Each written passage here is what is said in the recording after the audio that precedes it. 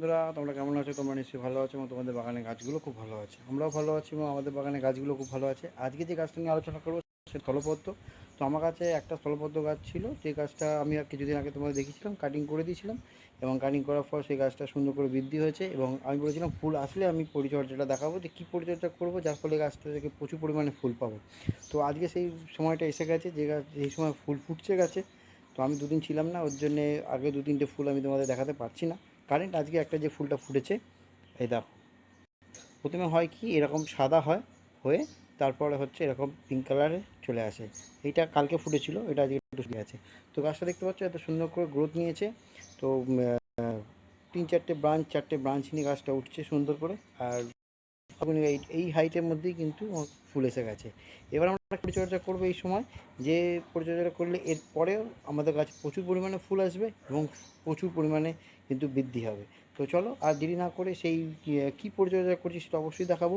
আর এই গরমে আমাদের পরিচর্যা করার আগে আমাদের দেখতে হবে যে মাটির কন্ডিশান কীরকম আছে, মাটি কীরকম। আমাদের এই গাছ সবসময় মাটি তোমার একটুখানি ময়েশ্চার মাটি পছন্দ করে, যার ফলে কিন্তু আমরা মাটি দেখো, এই যে আমার একদম যেটা বলছি তোমাদেরকে, যে ময়েশ্চার মাটি দেখো, হাত দিলেই কিন্তু নিজে নিজে কিন্তু মাটি কিন্তু উঠে যাচ্ছে একদম সুন্দরভাবে।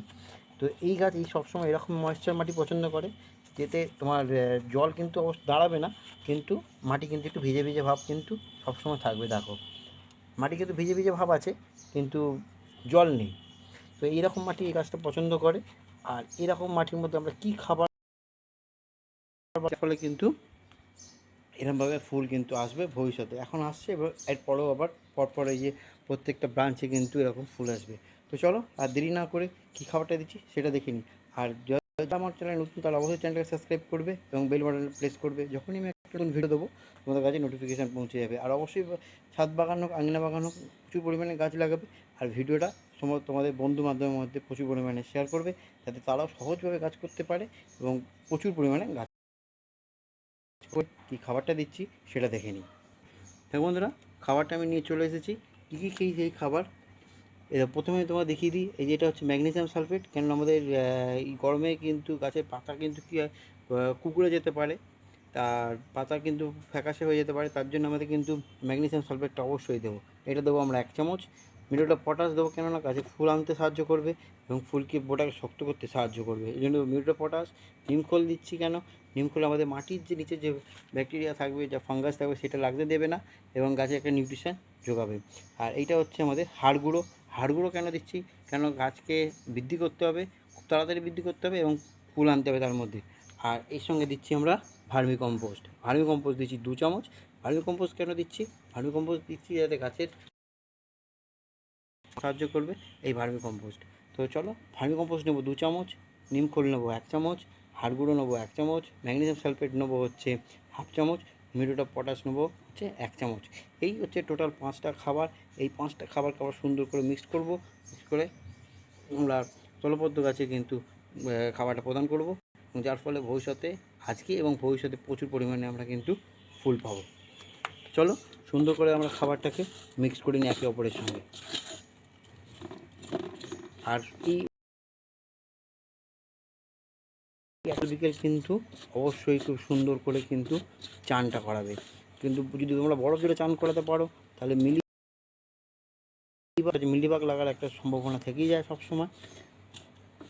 ওর জন্য যদি তোমরা ঠান্ডা বরফ জলে সুন্দর করে চান করাতে পারো সকাল বিকেল, তাহলে কিন্তু এই মিলিবাগটা কিন্তু তোমাদের একদমই লাগবে না, আমি গ্যারেন্টি দিয়ে বলতে পারি। দায়িত্ব নিয়ে বলছি, তোমাদের মিলিবাগ একদম লাগবে না যদি তোমরা সকাল বিকেল এই ঠান্ডা জলে কিন্তু বরফ জলে যদি তোমরা চান করাতে পারো। আর বরফ জলটা কীরকম নেবে, তোমরা যদি 1 লিটার বরফ জল নাও, তার সঙ্গে কিন্তু 2 লিটার নর্মাল জল নিয়ে নেবে, এরমভাবে সাইড থেকে। দেখো এই যে খাবারটা আমরা মেশালাম সুন্দর করে একে অপরের সঙ্গে, তারপর আমরা এরমভাবে সাইড থেকে কিন্তু এরমভাবে দিয়ে দেবো। এটা আমার একটা 20 লিটার জলের ড্রামের মধ্যে,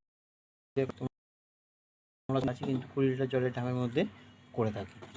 ঠিক আছে, এরমভাবে সুন্দর করে দিয়ে দেবে, দিয়ে তারপর মাটিটাকে সুন্দর করে চারদিক দিয়ে কিন্তু ছড়িয়ে দেবে।